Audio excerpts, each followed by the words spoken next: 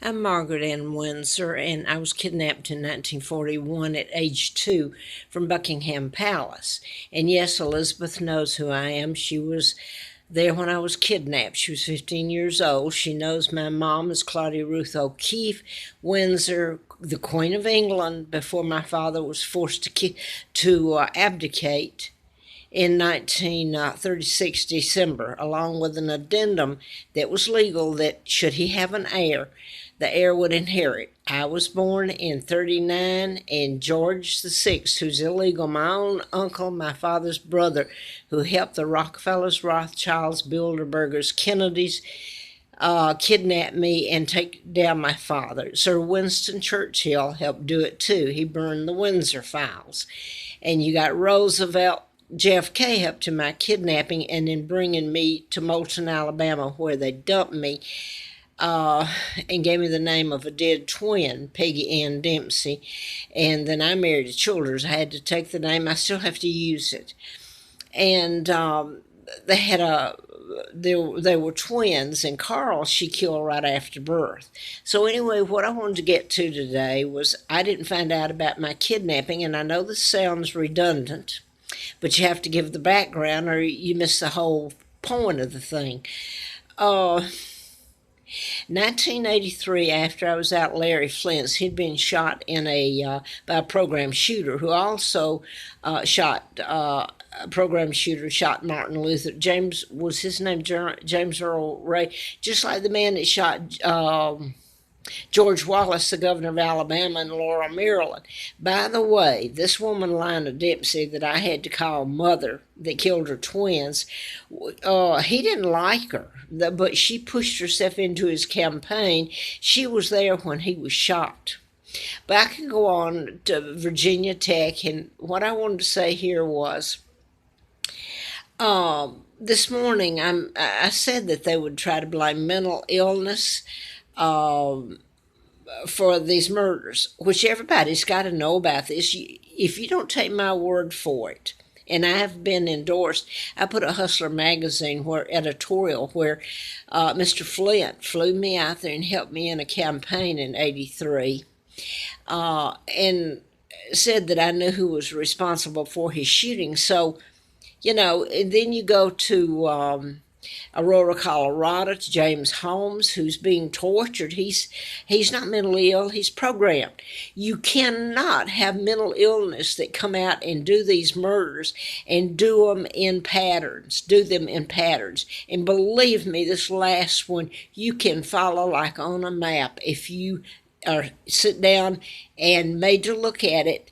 Or I'm going to go ahead and say. What's her name? Gabby Gifford, the ex-Congress lady that was shot by a program shooter in Tucson, Arizona a few years ago, and she's all for gun control. This one can be proven too. Her husband is Mark Kelly, a twin to Scott Kelly. They're both astronauts. Now I'm going for the reason and the point I was going to do this. The Stephen Paddock. He's dead. After his death, he's enduring everything. I have been putting up here, this is one that will prove it too if it ever you're forced to watch it and you know that it's mind control. It can't be anything else. And mind control, by the way, doesn't show up on any scan at the airport scanning your goods for some hidden bomb or something. The whole thing is really mind control, and they can't scan you for that. And that's just what the autopsy. They did an autopsy. They can't find anything else to blame mental illness or anything on Mr. Paddock. So they did an autopsy, and they can't find any abnormality in his brain. But I've heard the last couple of nights that he was on Valium at one point. So Valium must have had, my God, that's all the man had, Valium. And you can't do patterns with Valium. It has to be programming. You can't do it any other way. So you can go on and living your lives and calling me names, and the fact that I was kidnapped and what you did to my father and my mom, who was an American, by the way.